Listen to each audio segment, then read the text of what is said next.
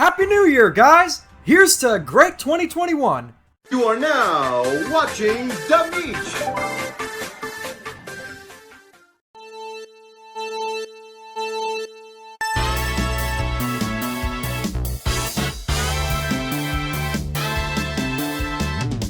Welcome to the first video of the year, and the 9th episode of Mario Kart Origins. This series won't just be covering the mainline games, but the arcade games tour, and home circuit as well. And in this episode, we'll be covering Mario Kart 7? We're in the 9th episode covering Mario Kart 7. Leave it to Nintendo's ignorance of the arcade games to throw you off. This is one of the games that really made me want to get a 3DS. I love Mario Kart DS and Wii to death, so when I saw Mario Kart 7, I was really excited. I didn't get a 3DS until the summer of 2012, and I did get Mario Kart 7 around that fall, so the question is Mario Kart 7 the definitive handheld Mario Kart? Time to find out. Mario Kart 7 was shown off for the first time at E3 2010, along with the introduction of the 3DS. 1, oh my gosh, that was 10 years ago, and 2, the demo only showed off Mario and Luigi racing around Rock Mountain and Mario Circuit. We went a long time not knowing what the game was going to be called. It was then decided the game would be called Mario Kart 7. Considering none of the other mainline Mario Kart games were numbered, this was a bit odd. The logo was also a bit different before it changed to the final one, and it turns out the Mega Mushroom and fake item box were going to be in the game, but got removed. Losing the Mega Mushroom was kind of a bummer, but the fake item box? Please, leave that in the past with 2020. Other than that, there weren't much differences from the final game and the beta. Hold on, I need to mentally prepare myself for this. Okay, we're good now. The roster... I don't know if I can handle this. Fine.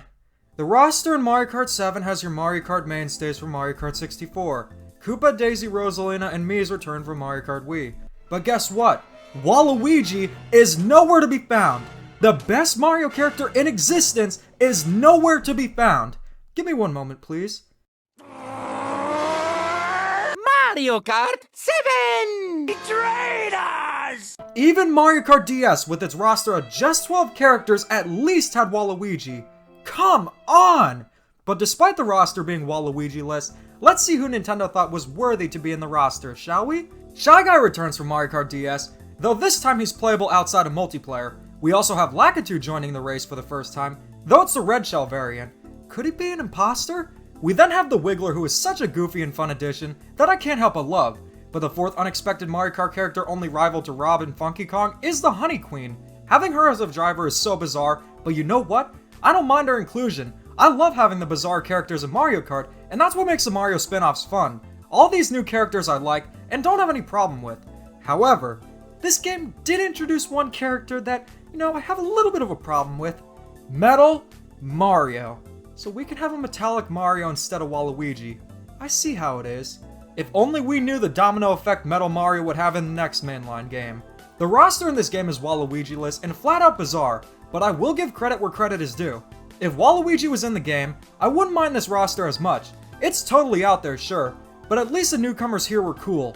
Mostly. Still hate you, Metal Mario.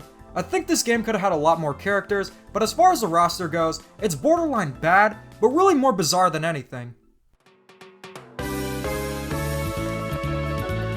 The gameplay of Mario Kart 7 steers away from the extreme sports style gameplay Mario Kart Wii was known for, and goes back to the more traditional Mario Kart gameplay.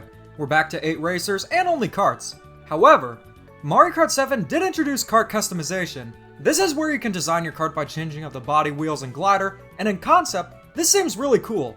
But I always felt overwhelmed with too many options and too many different stats. If characters had set stats and karts were just cosmetic, I think it'd be really cool. But usually, I just go for standard everything or the B-Dasher. After you select your kart combination, you're ready to race. Mario Kart 7 has 2 control options, the standard button controls and gyroscope.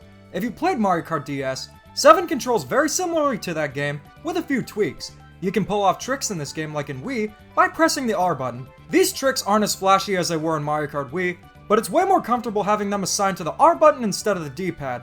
Gyro uses tilt controls, but there's a catch. You're placed in this first-person mode, which takes a little bit of time to get used to, but actually feels pretty immersive. You can even use the standard button controls with the first-person mode. I always preferred your standard third-person mode, but my sister did manage to get a gold wheel due to only playing with the gyro controls, so it might work for you.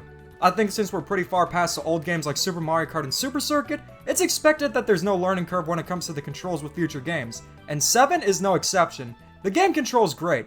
Along with kart customization, Mario Kart 7 also introduced gliding and underwater sections. These sections add some pretty nice flow to the tracks, but do they really change up the gameplay? Not quite.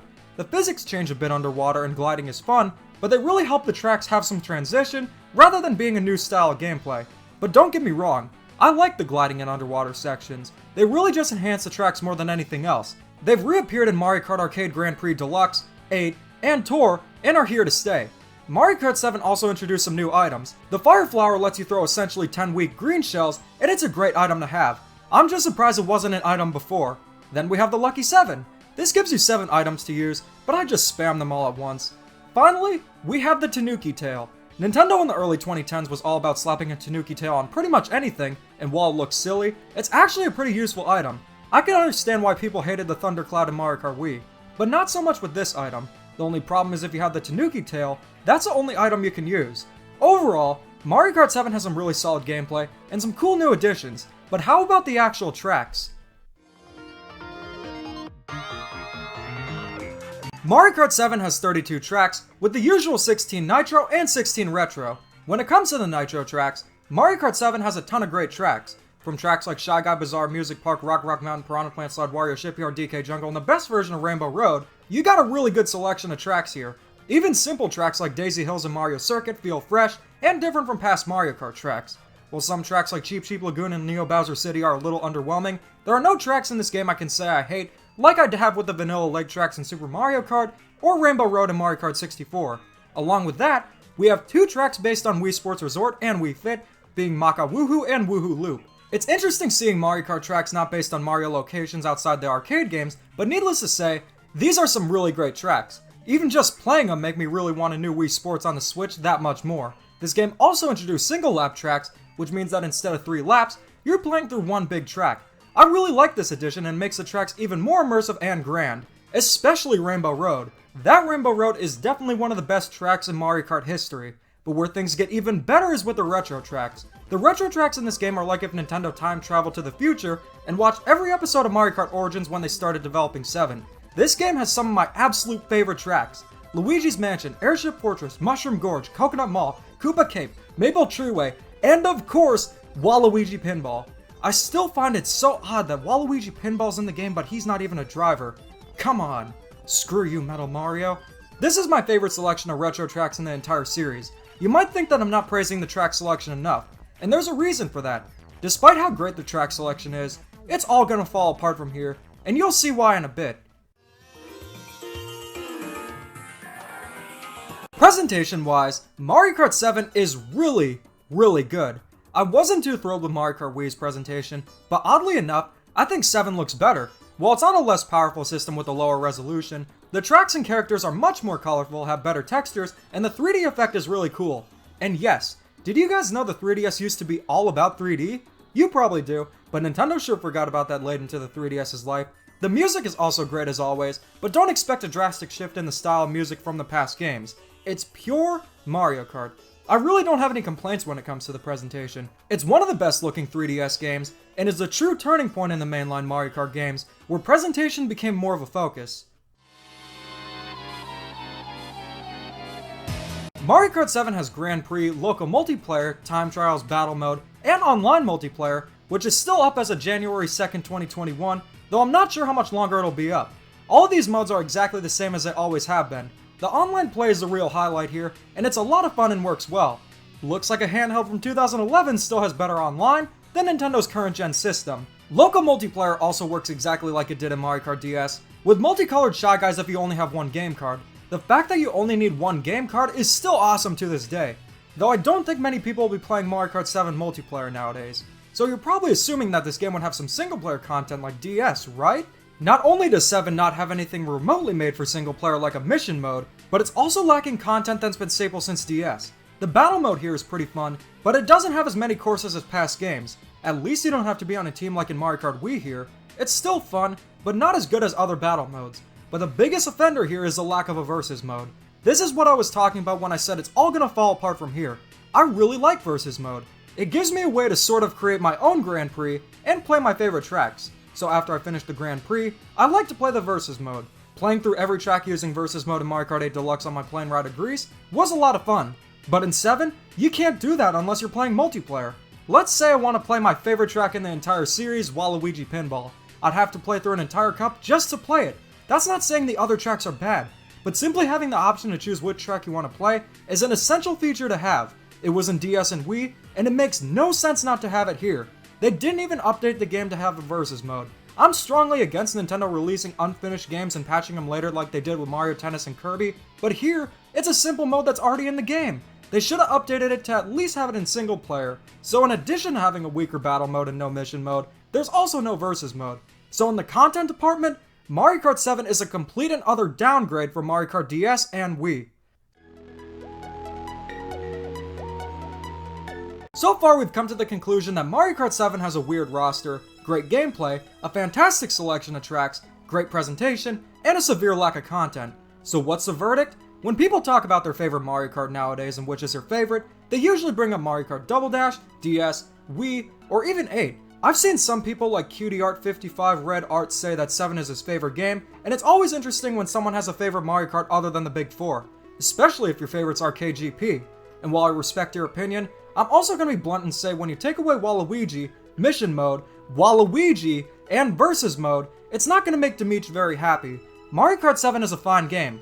Good, I would even call it. But as Scott the Woz said, almost everything new this game added is in subsequent entries, making this game somewhat forgotten. Look at it this way. Mario Kart Double Dash had the double carts. Mario Kart DS had Mission Mode and a Versus Mode. Mario Kart Wii had the bikes and a killer selection of both regular and battle tracks, and Funky Kong. And the arcade games are a novelty of their own, but unless I have the strong urge to play as a giant bee in Mario Kart, I don't often go back to 7. In fact, I'll give you 5 reasons right now why Mario Kart DS is way better than 7. The roster is smaller but also has the essentials and is better. The game has a better battle mode. The game has a Versus mode. The game has a mission mode. And overall, it's a much better game. 7 feels like it was rushed to meet the 2011 Christmas season and could have really benefited by having more development time, so I'd say if anything, this game is still worth a playthrough today, and it's still playable online nearly 10 years later, but if I were you, I'd just stick to Mario Kart DS. As you can see, I was underwhelmed by Mario Kart 7. That's not saying it was bad, just disappointing. I mean, how could it not when we don't even have Waluigi as a driver? Fortunately, it looks like Waluigi got his license back, because he would appear as a driver in the next game, Mario Kart Arcade Grand Prix Deluxe. Join me in episode 10 of Mario Kart Origins where I go over the first HD Mario Kart and the biggest reason to go to Dave & Buster's. So what do you guys think? Let me know in the comments and keep calm and da-da on.